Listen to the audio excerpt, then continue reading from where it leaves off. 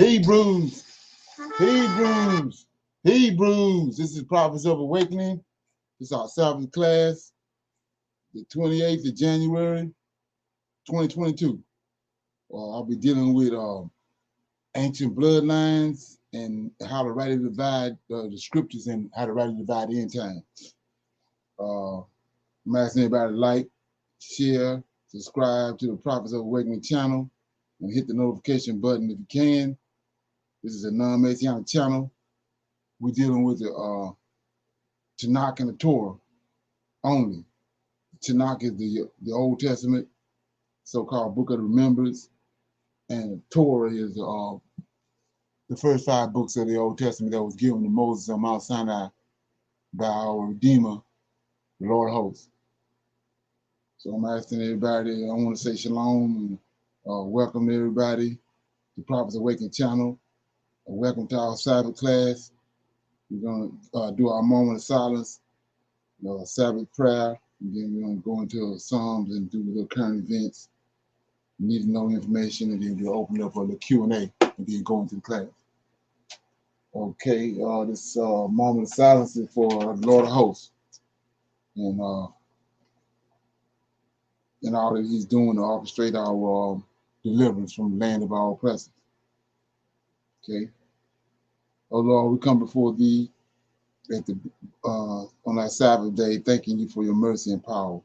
And we appreciate you, O Lord, for your patience and your guidance in these last days. We come before you that you keep and direct and guide us through the upcoming week. O Lord, for there are trials and pestilence and mayhem and trouble at every turn because of your prophecies and your turning the tide on these Gentiles. Oh Lord, we see your mighty hand in the world's affairs, and how you are instructing our deliverance. And we trust and rely upon thee. For this cause, we honor and respect you greatly. Turn not thy face from us, but allow us in our searching of you to find you, O Lord, and to dwell with you forevermore. Peace be unto you. Okay. Let me do a Psalms. Okay.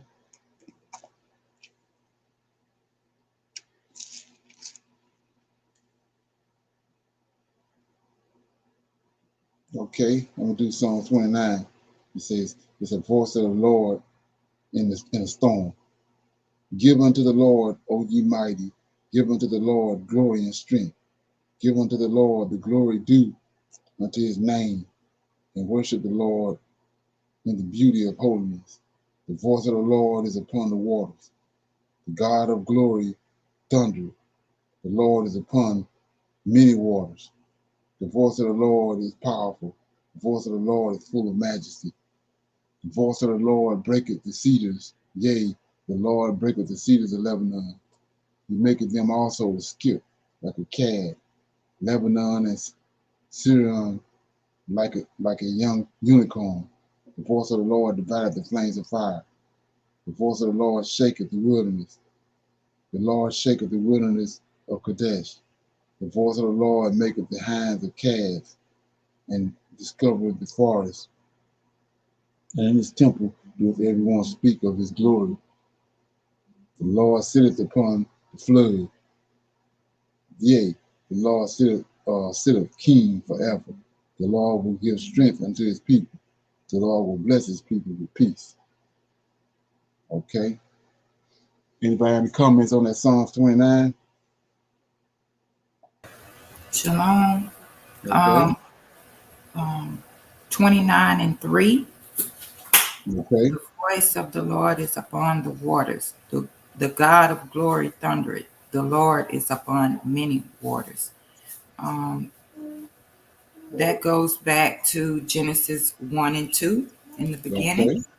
Right.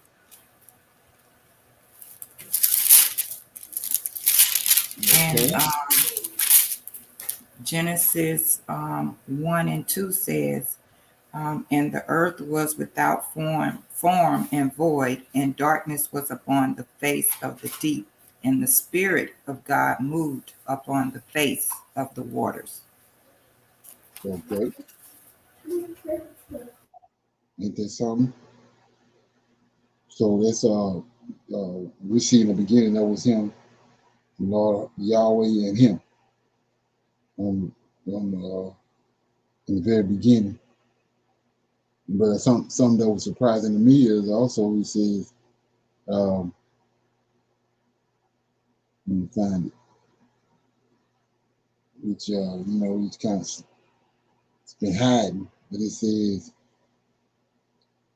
verse 3 says he's upon the waters, but it also says, let's see, let's get okay.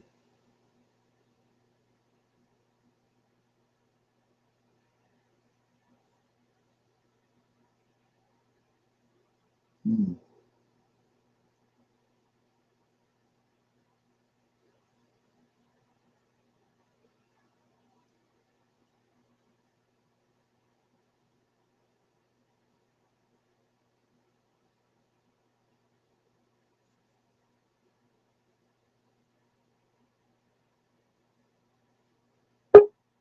Yeah, I would say the voice of the Lord sit upon the flood. I don't see it's escaping me right now.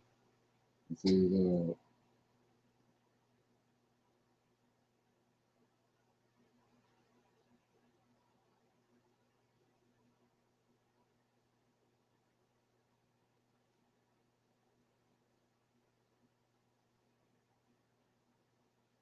yeah, I don't know where I read it. Could have swore I just read it. It says, give unto the Lord, O ye mighty, give unto the Lord the glory and strength, give unto the Lord the glory due to his name. Worship the Lord is upon many waters, the glory of the Lord. Okay, so the voice of the Lord is powerful, the voice of the Lord. That verse 10. Yeah, okay. Verse 10. The Lord sitteth upon the flood. Yea, the Lord sitteth king over forever.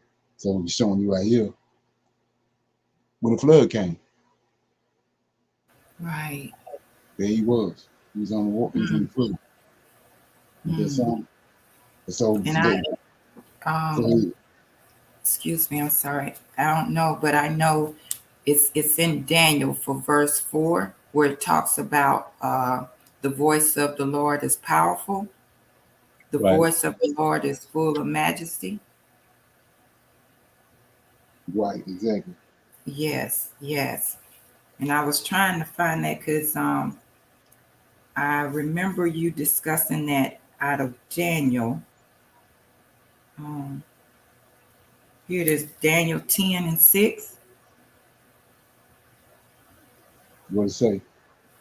His body also was like the beryl, and his face as the appearance of lightning, and his eyes as lamps of fire, and his arms and his feet like in color to polished brass, and the voice of his words like the voice of a multitude. Right, right. Like I said, the DNA, what people not focusing in and to bring them into better understanding of the scriptures and what's being conveyed is not focusing. What's being conveyed in the Bible is he's telling you exactly who you're dealing with, but we can't see that. And Right, also, like I said, with the lineages, he's telling you every time he gonna tell you who's who. But we read right over there, but he's telling you straight up. Once you come into the understanding of that, he's telling you exactly what's going on. Like right here, he's telling you that it's not Yahweh. He's telling you it's him, and he was there in the beginning with Yahweh. So, like example, in Genesis with like Bethel. Let me get there right quick. You know, Jacob fled. Yeah, right here, Genesis chapter 28 and 10. It says Jacob went out from Bathsheba and went toward Haran, and he lit upon a certain place, tarried there all night because the sun was set. And he took the stones of that place and put them for his pillows, and he laid down in that place to sleep. So Jacob not understanding that that's the same place where Abraham met the Lord at, and he had made an altar there, and those stones was part of that altar. And he took one of them, these anointed stones, he laid his head on. And so when he went to sleep, 12, he dreamed, and behold, a ladder set up on the earth, and the top of it reached unto heaven. See that? It reached unto heaven, and behold, the angels, that's the angels of God, ascended and descended on it. See, and behold, the Lord. See, that's not Yahweh. That's the Lord of hosts. It says, and behold, the Lord stood above it and said, I am the Lord God of Abraham thy father, and the God of Isaac. The land whereon thou liest, to thee will I give it, and to thy seed. So what are you talking about? Well, the Most High gave this that area, Mount Zion, to the Lord of hosts. He gave it to Michael. So when he came and dealt with Abraham, and he told Abraham, "I'm gonna give this land to you. I inherited it, and I dwell there on Mount Sinai, but I'm gonna give it to you and your descendants."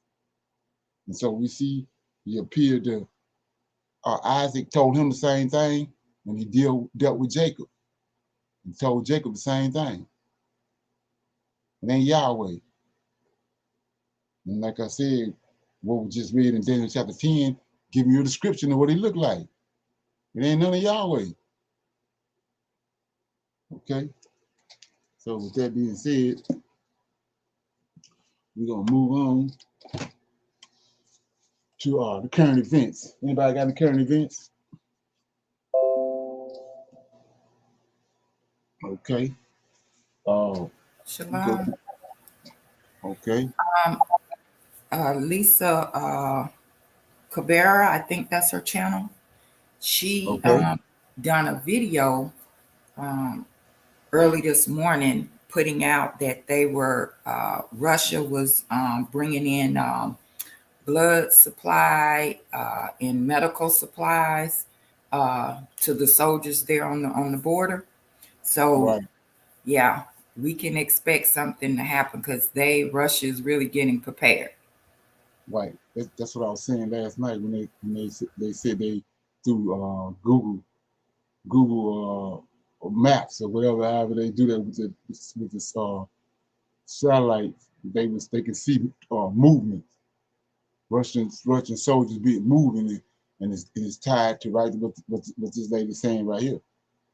They could bring in, they seen a whole other contingent of military people, personnel moving along that border, and so it goes right along with that, like I was saying. Yeah. So yeah, anybody else got anything? Okay, so right here, I was telling you last night about the Biden that stirred up a whole bunch of mess by telling them that he's gonna replace that a judge that's gonna step down in February, and he's saying it's gonna be a woman of color that he's gonna replace him with. So here go the person he nominated right here. Let me get it.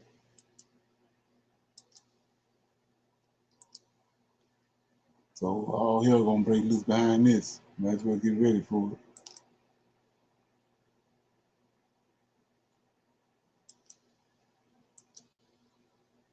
Okay, so it says the White House confirms South Carolina judge under consideration for Supreme Court. And here you go right here. Can you see that? Mm-hmm. Yes. Mm-hmm. So the White House on Friday confirmed that President Biden is considering a South Carolina federal judge in a favor of House Majority Whip James E. Clyburn as a potential candidate for the Supreme Court. Get ready for it. The statement is the first time for the White House has publicly confirmed a name under consideration to replace Justice Stephen G. Breyer, who announced this week that he would retire after the end of his the current court term. At the same time, the White House indicated that Judge J. Michelle Childs, is one of several people under consideration by the president who has pledged to live up to his campaign promises and nominating the first black woman to serve in the Supreme Court.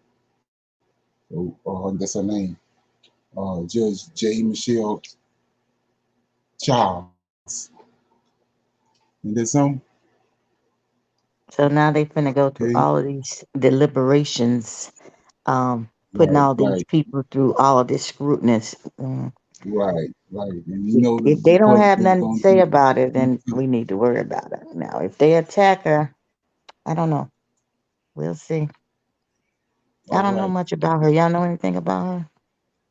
Nah. Yeah, that's No, why I I was don't. that's why I was trying to show the pictures, trying to get it out there. So yeah, like that song.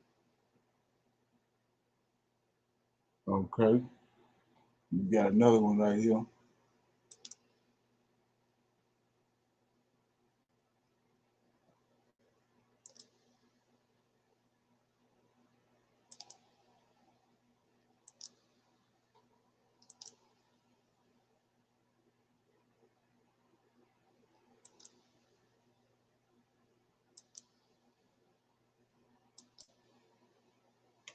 You see that? Yes. Hello and welcome back to the channel. The subject of reparations. Yesterday. It's already been reviewed. Reparations. And the California Secretary of State made a statement. She said that reparations should be limited to descendants of Black slaves.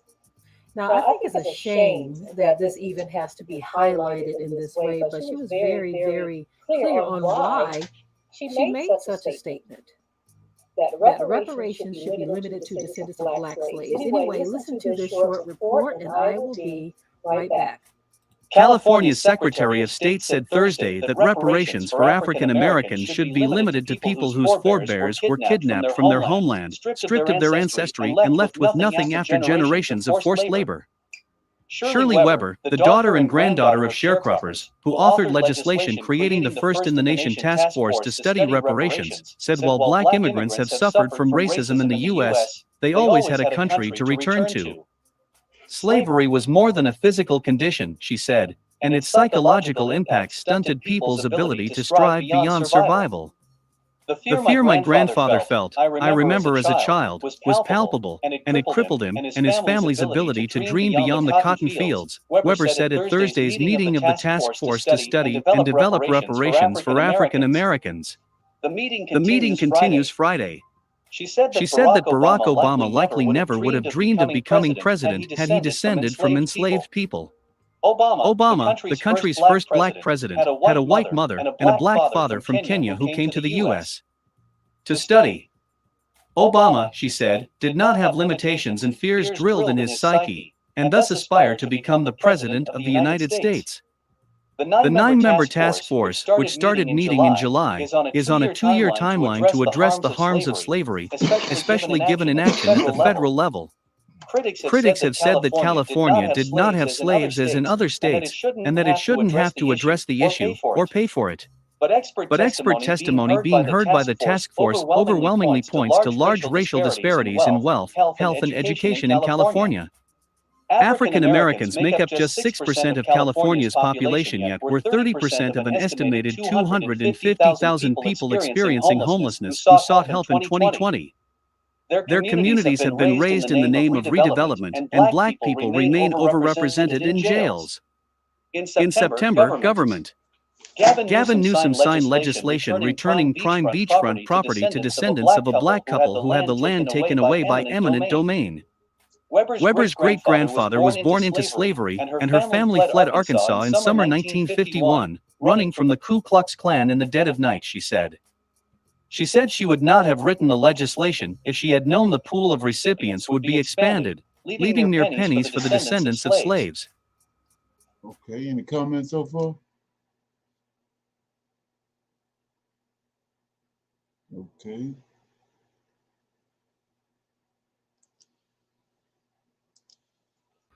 Okay, so this subject of reparations is a very touchy subject because we know that This country hasn't always been fair when it decides things, not just this country, but around the world as well. They're not always fair when they decide things. And of course, when you talk about reparations, look at the current economic situation the whole world is in, even the US.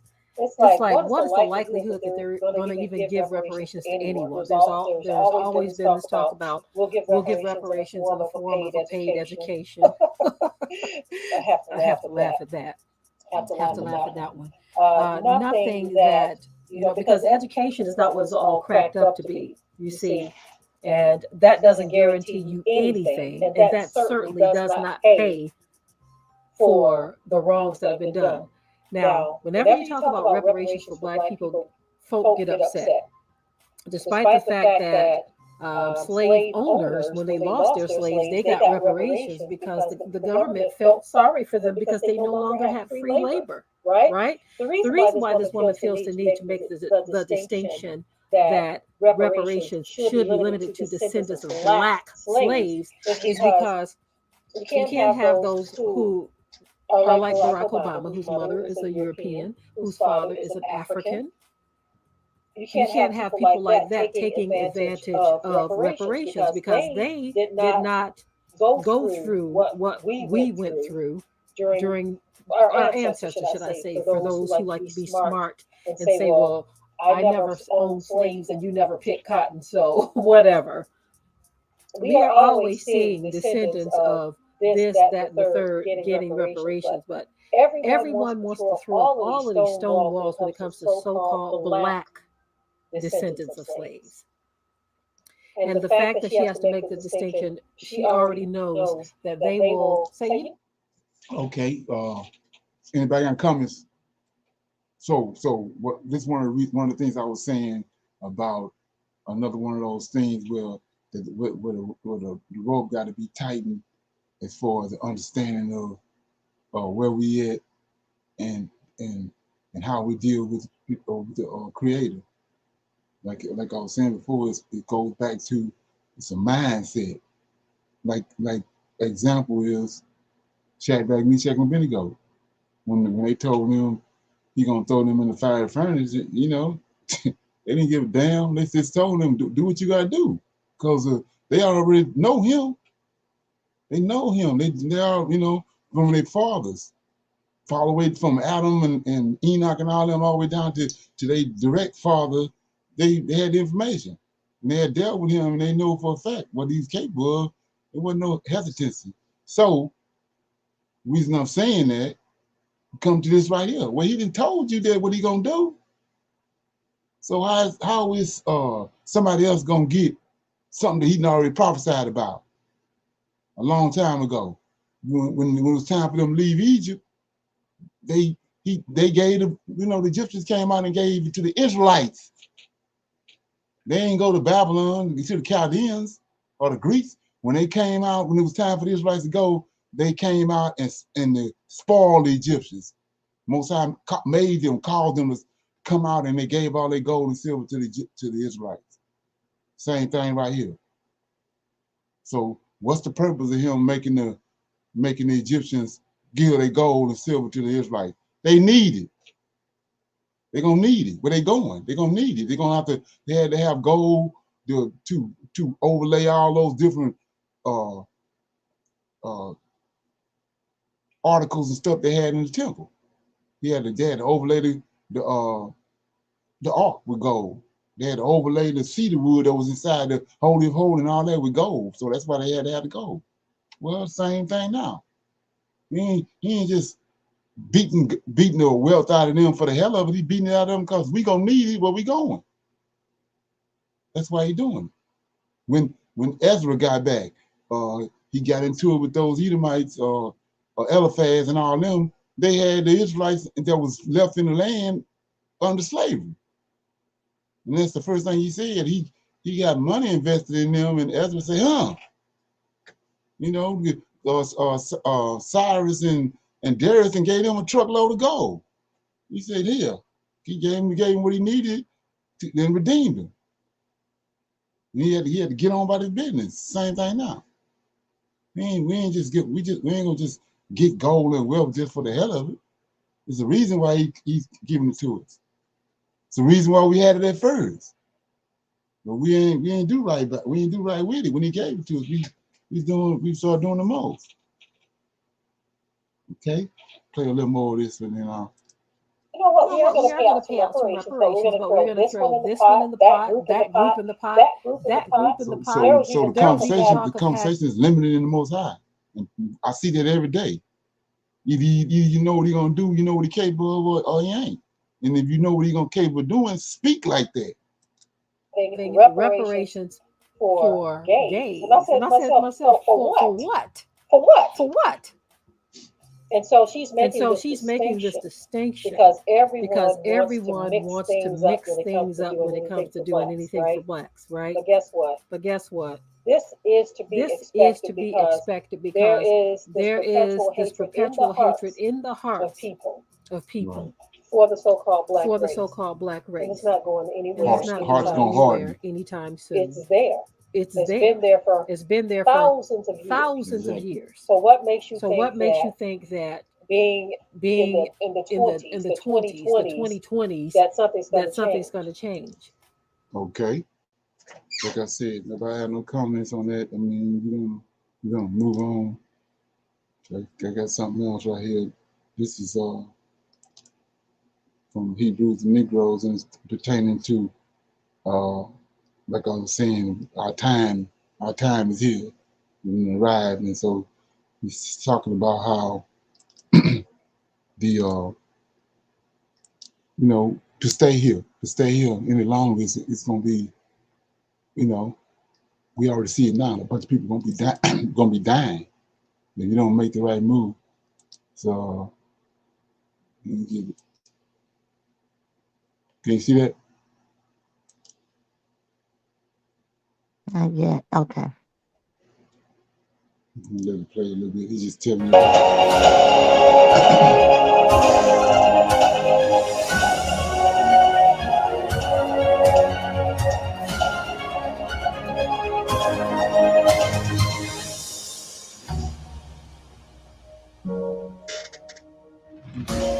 To need to know information.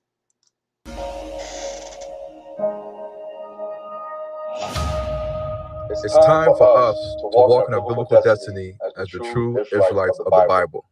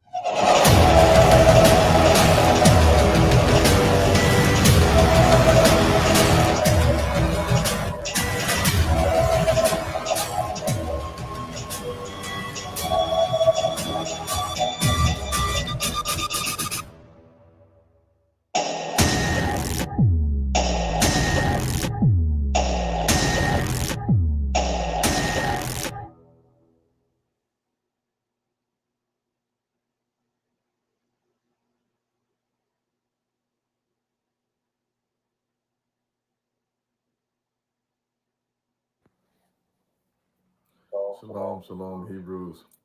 Ron Dalton here. As you can see, I'm taking a break from work. As you can see, I'm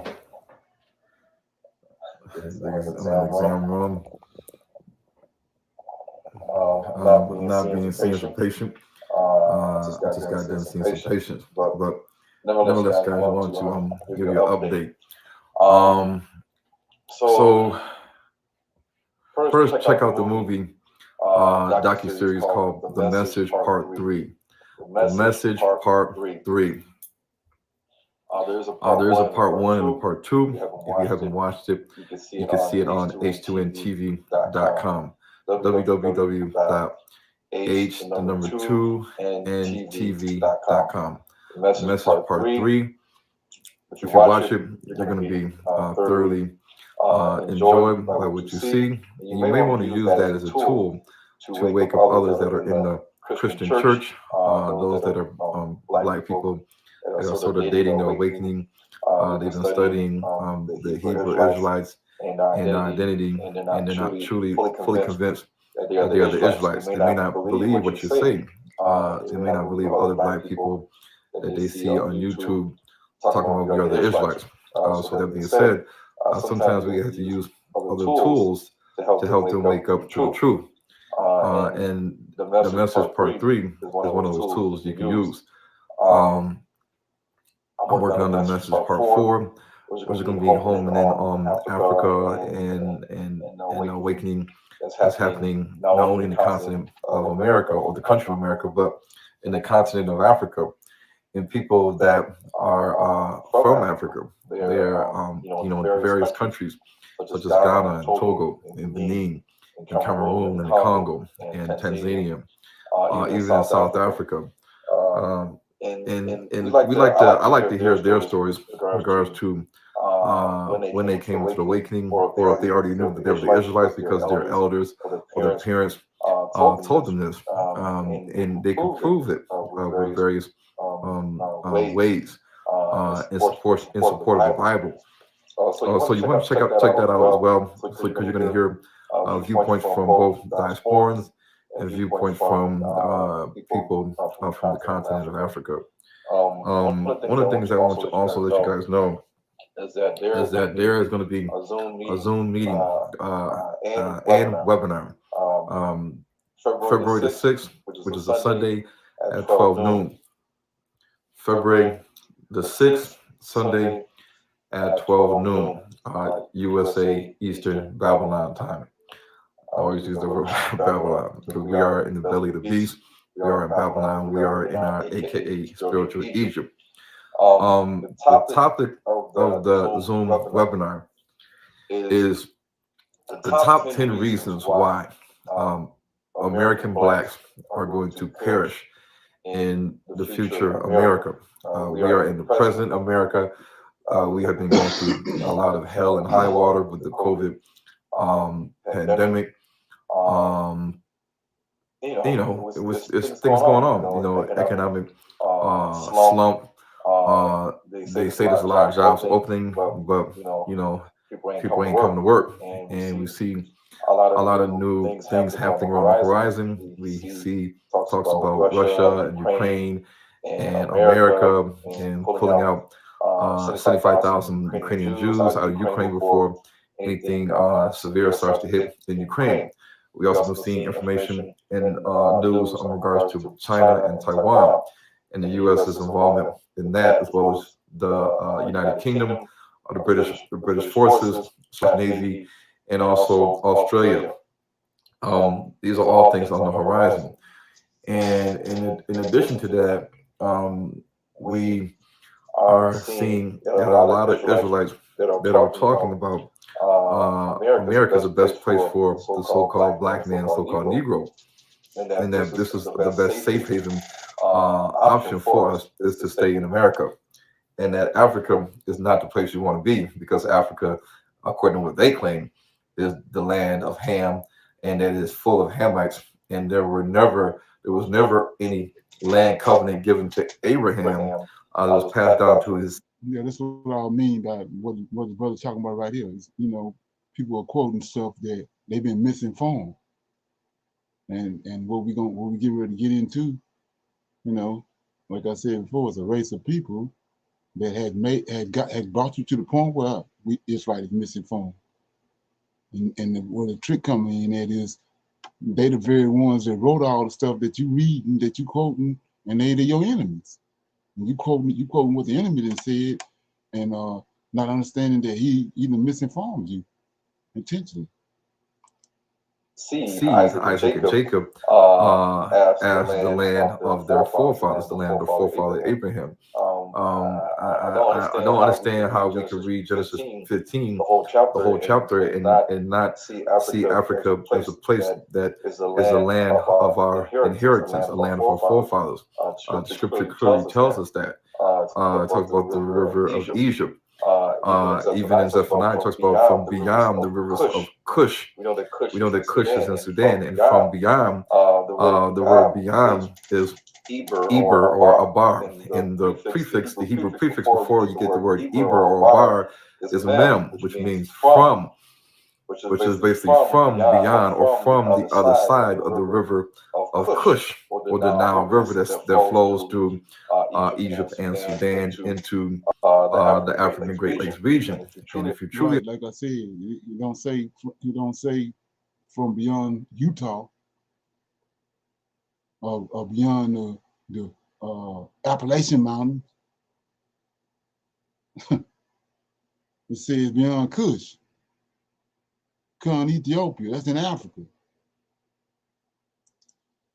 we understand the extent and boundaries of the true Nile River, not the fact that the Greeks said that it stopped in Lake Victoria, or the Greeks said, oh, maybe it goes to Mount Kilimanjaro, or maybe it goes to Mount Rwenzori and the Congo-Uganda border. If you truly understand the extent of the true Nile River, which many people don't know, but the locals know, and other African ethnic groups in that area know, then you'll truly understand that the land of Africa, where the Israelites are today, is the land of our inheritance. It is the land that we possessed, the land that we obtained through God, given to Abraham. Before the Israelites were even in the land of Egypt with Joseph and his brethren, before they even had to go through a slavery in Egypt, before they even had the Exodus, this land covenant was given to Abraham, passed on to his children. And it foretold in the scriptures, before any of this even happened, that his descendants, a certain group of his descendants, would serve in a land that's not theirs. They would serve and be oppressed for 400 years. And after that 400 years, they would come out of this land and nation with great substance. But if you look at the Hebrew word for substance, you will see that's not pertaining to a paycheck and what we think is reparations. So we have to be very clear and understand the scriptures very, very well. We understand what's happening here. 400 years is a critical signal and warning for African Americans and even Caribbean blacks that the Most High declared it in the scriptures, so it has to be a significant number. Why was it just 400 years? Why is it not 500 years? Why is it not 300 years? Why is it not 600 years? Well, 400 years for a reason. We don't want to miss the signs and the warning the Most High has declared, because if He's giving these signs and we don't take heed to the signs, then any type of things that's coming upon the earth in America, part of it we have to be, at blame because we overlook the signs and we said, this thing is going to keep going on. We're going to have another. Yes, is that here? Is that here? Eyes that see. That's why you don't. That's what the conversation all about. That's why He's sending these Israelites in these last days for those that have ears to hear and eyes to see. Okay, so you want to watch all of this. It's the top 10 reasons why the blacks will perish in the future of America. That's if they stay here. So, anybody have any comments on what they just heard? Any comment? Okay. With that being said, I was move on to open up for questions and comments on anything that you've been dealing with or you want to talk about, bring up before we go into the lesson. Everybody good? I have a question I was gonna ask. Okay. Genesis 49:10. Okay. Can we go over that? Can you just kind of break that down a little bit? Trying to see if I'm interpreting that right.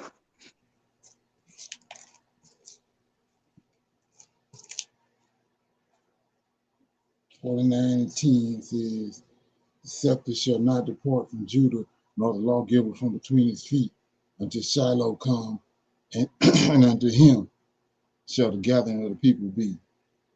So, like I was saying before, when you understand that when Joseph, when Moses died, because he wasn't able to go into the land because of what happened. We know the story. So once they 40 years is up, wandering in the wilderness, they cross the Jordan. Once they cross the Jordan, they set up a command center. It was called Shiloh, and then from there, everything happened.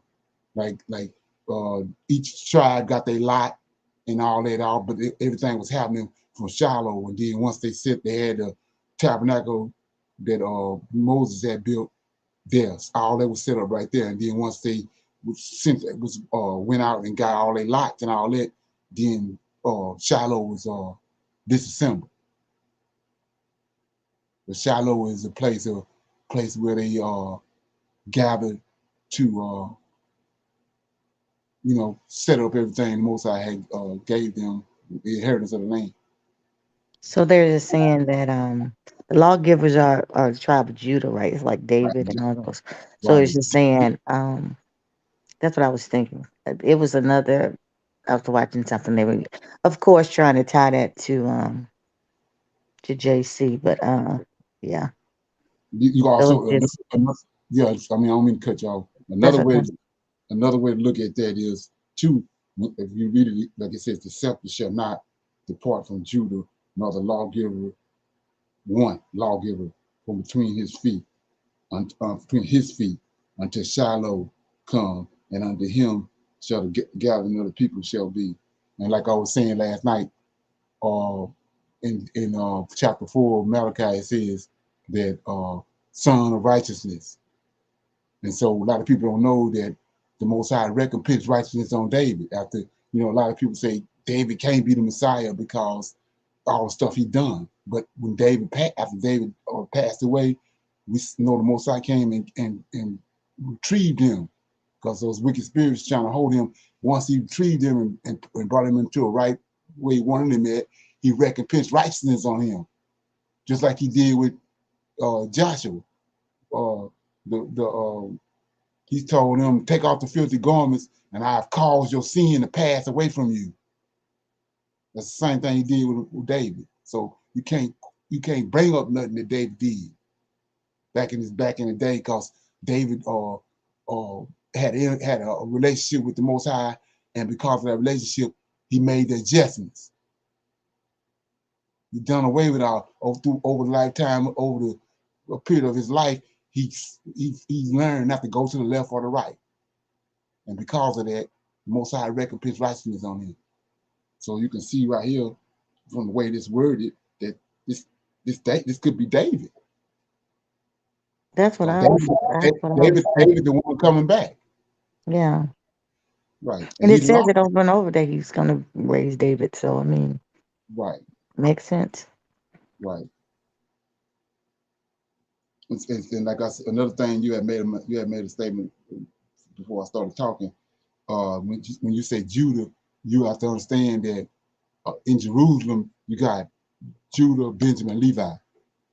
That's the children of Jerusalem.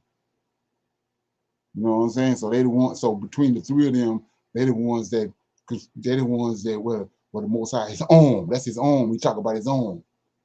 They're the ones that, the Levites and Judah, Levi and Benjamin are the ones that constructed. Yeah, And so they the ones, the sin was on their back, on their shoulder. So that's who got scattered all over the whole world. That's how you can rightly divide the scriptures when you're trying to look for the 10 tribes. They right there in Africa. But Judah, Benjamin, and Levi was scattered. So that killed that whole narrative when you start talking about the 10 tribes over here in America and all that. They right there in Africa where they been. And right. Yeah, that's why we have to go back there. Once Judah gets back, and the lawgivers get back, it's when everything get revived. And then from there, we take it into the lane. That's when David show up and all that. We go back into the lane. Okay, that making sense? yep, exactly. Okay, Thank you. all right. Okay, anybody else? Right. So like I was saying before, I'm going all the way in, so I'm trying to do try to construct it in a way to where it's gonna make some sense. I don't want to call it no confusion. Well,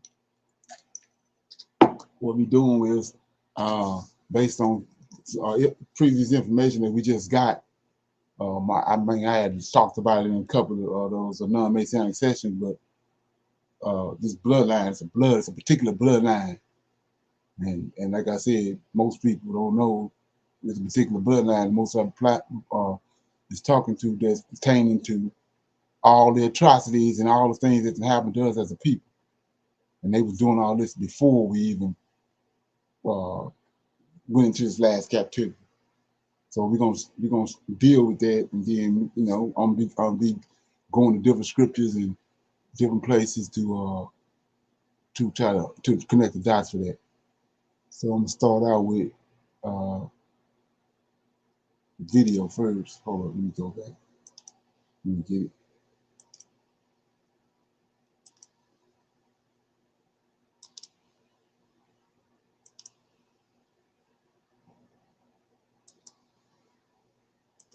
Can you see that?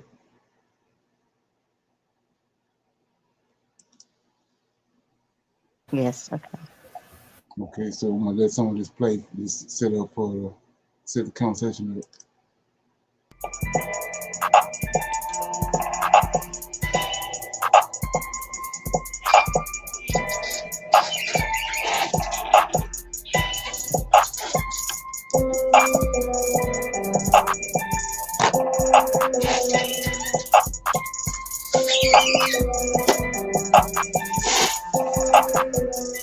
Hey, pura vida, much blessings, much love to everybody that's tuned in. Thanks for being here once again. Just going to continue on this series, part 4. Today we're going to break down the different pseudonames and aliases of Arius Piso. I will be reading a lot today, guys, so hope you guys are ready.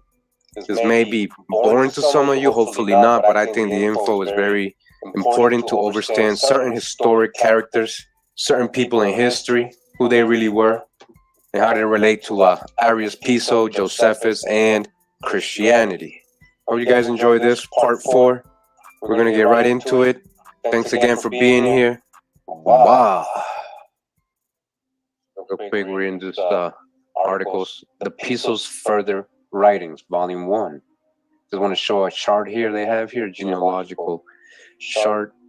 It says chart of Arius Calpurnius Piso and of his family, particularly those who helped him in the family's great plan. So we got Arius Calpurnius Piso, aka Flavius Josephus, and innumerable other names which we're going to go over today. And these are the sons they're going to go over today. And it says one of his sons is Julius. It says New Testament John, Julius Severinus, his son, and then Justus. It says New Testament James, and then his son Timothy, New Testament Lucius Silvanus, and then it says his other son Proculus, who is New Testament Simon or Peter. So what you're looking at right here, this all the characters, because like I said, go back to the Greeks and how they had the theater. They the one who came up about the amphitheater and the theater acting and playwrights and all that. So all these people are descended from this lineage, particular lineage that I told you about, and they using they people in their lineage as characters in the New Testament. So let a little more play. Then we're gonna go into the first pope, Proculus, the first pope, Peter, and then his daughter, by adoption, Claudia Phoebe, whose sons are Antoninos, Arian, aka Ipion. Just a little chart here. We continue in the book, Creating Christianity. Okay, so let's do that before we go into that. So I want to show you what that lineage, like I said before, it's not some lineage of people that's out in the blue somewhere. The Most High talked to a specific lineage of people, and they still here today, and they the ones concocting everything today, just like they forefathers concocted everything all the way down. And the reason why they doing it you know, and they prose at it. But the reason, their justification for it is that they saying that they, you know, they had a right to rule, right? They're saying they have a right to rule. So why are they saying they have a right to rule? I was gonna show you the video in the movie called Cassius.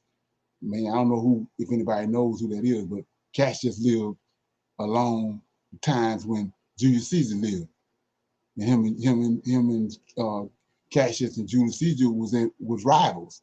They came up as young boys and they was rivals with each other. But Alexander ended up, you know, becoming famous and ended up being emperor. Cassius was jealous of him, and he was a senator in the Rome. Cassius is the one behind the plot. They killed it. They killed Julius Caesar. He got with Brutus and those other guys, and he wind them up to kill Julius Caesar. So the scene that I wanted to show you was in a movie called Cassius, but I ain't gonna, you know, I ain't gonna play it because I might get, you know, might get in trouble with it. But Cassius was telling Julius Caesar they was in the bathhouse, you know, where they had the little bathhouse and the brothel, and he had a conversation with Julius Caesar, and he told him, you know, well, he was you know, telling him that, you know, it's a certain way you have to act, and a certain way, what certain things expected of you because you ascended from the gods. Me and you, we ascended from the gods.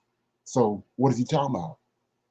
Back to the class I had. I told you, when you see gods, that's Aels. Aels. That's these angels. These 200 angels that came down. Ain't no UFOs and all that. It's these 200 angels left heaven and they ascended on the earth. That's where this started at. And so they ascended on the earth on Mount Hermon. Then they ascended. They went to Egypt. That's what Ham. One of Ham's son is Mesarine. He's the reason he came about from. Mesarine came about from these fallen angels came down and slept with daughters out of some of the daughters out of Ham. That's how you get Mesarine.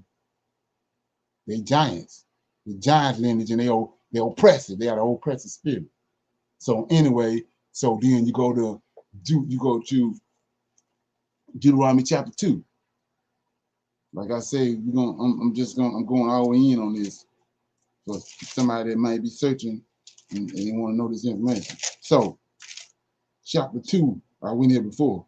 Deuteronomy chapter 2, it says, then returned, this Israelite leaving Egypt, then returned and took our journey into the wilderness by the way of the Red Sea, as the Lord spake unto me, and we could pass Mount Seir many days. And the Lord spake unto me, saying, ye have compassed this mountain long enough, turn ye northward, and command thou the people, saying, ye are to pass through the coast of your brethren. They go to brethren, Esau. We're going to see in a minute what's so significant part about Esau. Children of Esau, which dwell at Seir, and they shall be afraid of you.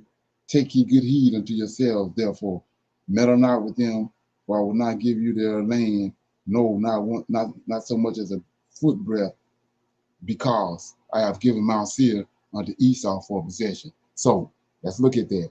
So I showed you, and when we was reading out of Proverbs chapter 8, how they tricked off saying that the wisdom is a woman, but we kept reading and we found out that it's the angel of the Lord, which is none other than Michael, that Most High created in the very beginning. He created 7 angels. Michael is the first one. And we just talked about how he was there in the beginning on the water in the very beginning. Yahweh was there, but he was hovering over the water. Yahweh commanded him. He was there in the beginning. And so we see right here that before he went to Egypt and brought the Israelites out of Egypt and took them and gave them land. He gave them the land with Mount Zion where he dwelled at. But he telling them right here, before that, I gave Esau some land. I caused Esau to overtake Mount Seir. But before Esau got there, there were giants there. These giants ascended from these 200 angels. The reason why these people I'm telling you about said that they have a right to rule. They got a right to rule because they saying they have a right to rule because they're angelic beings in their bloodline. They got they got a different type of DNA, Rh negative to be exact. So they saying that we got a right to rule over these people because we didn't come from where they came from. So we see right there the Lord of hosts calls Esau to possess the land of Mount Seir, which is where giants was there, right? So verse 6, Deuteronomy 2 and 6, ye shall buy meat of them for money that ye may eat, and ye shall also buy a water of them for money that ye may drink. For the Lord thy God hath blessed thee in all the works which of thy hands. He knoweth they walking through this great wilderness. These 40 years the Lord thy God have been with thee, and thou hast lacked nothing. And when we pass by our brethren, the children of Esau, which dwelleth at Seir, through the way of the plains, from Eloth and from Ezon Gaber, we turned and passed by the way of the wilderness. And the Lord said unto me, distress not the Moabites. So here we go. Now the Moabites, Lot slept with his two daughters, thinking that it was nobody else on the earth. During the time of Sodom and Gomorrah got destroyed, he slept with his two daughters, and each one of them had a son. Moab is one, Ammon is the other. So now all these people is kin to the Israelites. So it says, and the Lord said unto me, distress not the Moabites, neither contend with them, for I will not give you their land. So he calls the Moabites to get land. And it was giants there before the Moabites got there. So and the Moabites intermingle with them. This is where these lineages coming from. So it says, and the Lord said unto me, distress not the Moabites, neither contend with them in battle, for I will not give you their land for a possession, because I have given Ar, see that's the land, the area where he gave them, unto the children of Lot for a possession. Now here we go. This is where we're going. 10. The Eman dwelt therein in times past, people great and many and tall as the Ummah. So we say, what you talking about? Let's go back to Genesis chapter 6. We're going to make it plain. Genesis chapter 6 says, like I said, the Most High ain't just talking for the hell of it. He says, Genesis chapter 6, it came to pass when men began to multiply on the face of the earth, daughters were born unto them. See, these giants came, these angels came down to the women, right? 10. That the sons of God saw that the daughters of men, these angels, 200 angels that ascended on the earth. Sons of God saw the daughters of men that they were fair, and they took them wives of all which they had chose. See, that's how you get these giants over here. That's all in these different places in Deuteronomy chapter 2. It says, and the Lord said, my spirit shall not always strive with man, for that he also is flesh. Yet his days shall be 100 and 20 years. So notice he said, my spirit shall not always strive with man, because when these angelic beings came down, the spirit that's in these giants came from the Most High. So verse 4 says, there were giants in the earth in those days. And also after that, when the sons of God, the angels, came in to the daughters of men, and they bore children unto them, and the same became mighty men, which were men of old. So that takes us back to Deuteronomy chapter 2, verse 10. The Eman, that's what Genesis chapter 6 telling you. The Eman dwelt in their time past, a people great and many and tall as Anakim, the giants that he just told you that came about from these 200 angels ascended down. Then 11, which also were counted giants. See that? As the Anakim, but the Moabites called them Enam. Then Eman, I might not be saying these words right. 12. Then the Horim also dwelt at Seir. See that? The Horims, that's what the land Esau possessed, the Horims. So when Cassius told Brutus, and Cassius was talking to Julius Caesar in the bathhouse, he said that we ascended from the gods. That's what he's talking about right here. So you say, what are you talking about? Well, And when they was in Persia, when you bring up Amalek, Saul was commanded to go kill all the Amalekites. But the Amalekites got a father that's over them that they ascended from, Amalek. So Amalek came from, let's look at it. We're in Genesis 36, I think it is. Yeah, Genesis 36. So it says, now these are the generations of Esau. That's what we're dealing with. So who is Edom? Esau took wives of the daughters of Canaan. Right, the Canaanites are descended from these giants, from these fallen angels, and they ascended from the giants, like a second, third generation. So Esau took his wives of the daughters of Canaan, Ada, the daughter of Edom, a Hittite. So this is a giant woman. That's why they trace their lineage back to these two women, contrary to what the Most High say. It says, and Ada, the daughter of Anna, the daughter of Zebulun, a Hivite. So this way the origins came from. So you say, why are you showing me this? Well, Alexandria, Philip, Alexander's father was Philip. Philip's father was Zephno, right here in verse 11, chapter 36, verse 11. And the sons of Eliphaz were Teman. You done heard that word all the time in Obadiah. He told them the wise men out of Teman. Talk back to this lineage I'm breaking down. So he says, and the sons of Eliphaz were Teman, Omar, Zephno. See that? Zephno, a giant. You got that DNA in him. So Zephno is Al Philip's daddy. Zephno is Alexander's grandfather. So you got these Edomites that's over in the land of Macedon, which is in Greece, ruling over the Greeks.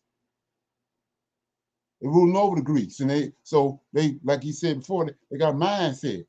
They got a right to rule. Zephano felt like he had a right to go to Alexander, to go to Greece and take over and rule over them. So the head that's over the Greeks is these Edomites that intermingle with these Horites, and they came from these fallen angels that ascended on the planet in Genesis chapter 6. So what you say, what you talking about? Well, this was the brother, this was the guy talking about. Whether he know that or not, I don't know. But he's showing you, he's telling you that it's a lineage of people that concocted all that, concocted the New Testament. And the reason they've been doing it. But when you go back to in the day, with the normal people like it is today in America, normal people didn't have no education. They were dumb as a sack of rocks. And they did it on purpose. They was limited to get education. But these aristocrats and all these families right here, they was educated. They was well educated. Everybody else wasn't. And so so they was writing these books and writing all this different stuff, concocting it. So, and like he said right here on this, what you're looking at, it says they created this Christianity and this story as a weapon. It's a weapon, and that weapon was used to rule the world, still ruling the world right today. So anyway, I was showing you where Zephno, Philip, and Alexandra is Edomites, but they over amongst the Greeks, the Macedonians in Pacific. So when you read in Daniel, when he's telling you that a man is gonna come out of let's go there. I'm not finished with 36, but let me go there right quick. So I want to show you these things so you can put your eyes on them in the scriptures. So Daniel said right here. I mean, not Daniel, but Gabriel. Gabriel telling Daniel this. Says, I just want to show you the verse. I'm gonna go back where I was at. So he says in chapter 8, it says, yeah, chapter 8, verse 19. It says, and he said, behold, I will make thee know what shall be in the last end of indignation, or the time appointed, the end shall be. The ram which thou sawest having two horns are the kings of the Medes and Persians. The rough goat is the king of Greece, right? And I just told you the same family right here that the brother's talking about is they in Greece. Zephno, these Greeks made Zephno to rule over them. He's an Edomite, and he's like what they call the God man, because he was tall, and he had those Horites bloodline in them, but he was an Edomite. And so it says 21, and the rough goat is the king of Grecia, and the great horn which is between his eyes is first king. That's Alexander. Line right up, take it right there. So that's Alexandria. So we back over here in Genesis chapter 36, and it says, I showed you in verse 11, it says the sons of Eliphaz were Teman, Omar, Zephno. That's Zephno right there. And before that, I was talking about Amalek. I want to show you him. This a race of people called Amalekites. They notice they wicked as hell. They wicked because of where they came from. So, but they think they have a right to rule because of where they came from. They came from these angels. So, let me find it. And just like Judah is to Israel, the Amalekites is to Esau. They the first of the nations, the Amalekites. So yeah.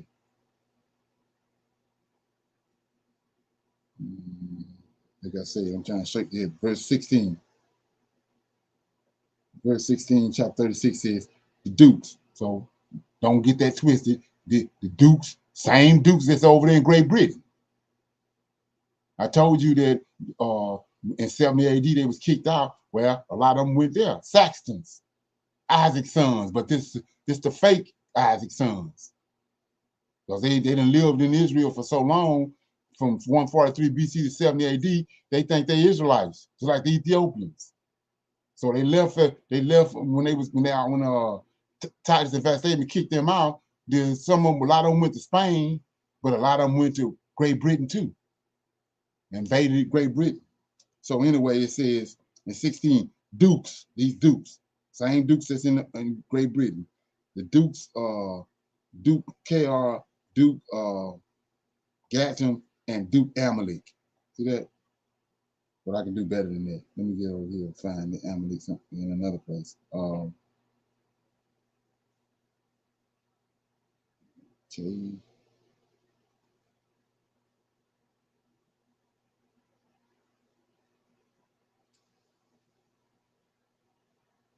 Yeah, so you just add that ITE on the end of Amalek, and you get Amalekite, which is a race of people, and he's the father of the Amalekites. And yeah, here you go, verse 12. And Tema, this is a giant woman, red-headed giant woman that Esau had married. Tema was a concubine of Eliphaz, son, Esau's son, and she bore Eliphaz Amalek. These were the sons of Adah, Esau's wife. This is why they trace their lineage back to the woman, because of these red-headed giant women that Esau married. So that's how you get the Amalekite. And these Amalekites ended up over in Medes and Persians. That's who Haman was. Haman is an Amalekite. And so they was trying to destroy the Israelites in Persia, but the plan was spoiled. They fled from there, went to Greece. That's how you get Zephno and Philip and all them over in Greece. They Edomites, but they over there in Greece. That's what bringing them to the Middle East. Because the Edomites, they got that hatred in them that they got from Esau. They want the land. They want the land back. They want the land that they felt like was theirs all along. So these the people right here that concocted this. Well, Josephus ascended from, out of this lineage. Okay, so I'm gonna stop right there. Right, I'm gonna let it play a little more because I just wanted to get you a picture of this lineage of people who they were. Yeah, let me go one more place before I do that, so you can we gonna make this plain. And so they done scrambled up the book. When you understand who they are, they done scrambled it all up. And there's no way it's gonna get right and divided unless the Most High come like he was dealing with Daniel and all that different, and show certain men he's dealing with, and break that down to them. And like I said before, that ain't gonna happen overnight. He's been working with several people that he's been dealing with up until that point. They ain't just gonna come on the scene all of a sudden overnight. He's preparing them for the times that we in now. He prepared them long ago, up until that point, like the same way he did with Moses. So I'm in First Maccabees right quick. I've been these verses over and over again because I'm trying to make it plain for you, anybody that listen to it. So it says right here, it came to pass after Alexandria. See that? So that brings you to all the information I just gave you. Alexandria is out of that lineage. Alexandria of Macedon. See, he's an Edomite, but he's in Macedon. The son of Philip, right? And Philip, that is Zephno. They ain't put that in there. Who came from the land of Chechen and utterly defeated Darius, the Medes and Persians, and the king of the Medes and Persians, and he reigned in his stead, and as he had before reigned over Greece. And we're going to skip on down. You can read this on your own. This is First Maccabees, chapter 1. So it says in verse 5, and he mustered a very mighty army and ruled over land. See that's the oppressive spirit that's in them. They say they got the right to do that because of where they ascended from. So he says, he mustered a very mighty army and ruled over lands and rulers of heathens, and they paid him tribute. Afterwards, he fell sick and knew that he was going to die. So he called in his distinguished servants, these other Edomites. It's a lineage of people I told you about. It's other Edomites, that 4 of them, right? And he says, distinguished servants who had brought up with him, and he divided his kingdom among them while he was still alive. And Alexander had reigned 12 years. This part I want to show you, so you can see it. His servants succeeded him, each in his own dominion after his death, and they all put on crowns. So all this lineage of people, as did their sons after them for many years, and they did much evil. See that? Go all the way back to Genesis chapter 6. They did much evil. It's the reason they're doing evil. This is where they came from. This is what the Most High said when these angels came down, these 200 angels, he had them bound and put in feathers and put in the earth because they was wicked as hell, and they had changed the course of the earth, the course of what he had set in place on the earth. So these people ascended from there. So it's only natural to understand they're only going to, like it's picking up a snake. You know, if he bites you, shouldn't be surprised. It's a snake. He's gonna bite you if you pick him up. So it says, there sprung from them. So it says, his servants succeeded him, each in his own dominion after his death, and they all put on crowns as after their sons after them for many years, and they did much evil on the earth. So it's the same people. And what you have to understand is they still here. And so what the New Testament is all about, they hid themselves. That's where all the confusion coming from. They're still ruling. They're still ruling. They're still arrogant. They're still manipulating stuff. The King James Bible is edited every 2-3 years, every 6 months. Because when we wake up and figure it out, they come and do something else to it. So, okay, so let's go back to the book right quick. To the video. Weapon of Ancient Rome by Henry Davis sympathetically reveals how the Roman and Jewish aristocracies created the most famous story of all. And so that's what, like I said, it pros with names. So Jewish, that ain't Israelite. But when you got so many people dealing with that in the aspect of them Israelites, somebody Israelites, you say Jews are Edomites. This the lineage I just showed you. They was Esau went to Mahorum and intermingled with these giants. That's the Jewish part. That's the Jews right there. They ain't Jew. They're not Judeans. They Jews. It's two different people. Time. We're in this part of the book where it's saying Flavius Josephus never existed. We read a little bit on this, the first couple paragraphs or pages in the last video. So we'll start where we left off last time. It says Josephus, or the man who used this name, gave the necessary information to discover his actual genealogy via his writings. But vital information needed to confirm that it was not given in a straightforward way. It appears very much scattered into little pieces of information here and there. The question to ask is why. The individual who appears to have used the name Flavius Josephus used what I can only describe as naming techniques to disguise his genealogy. And those naming techniques incorporated literary rules already used by the Roman aristocracy.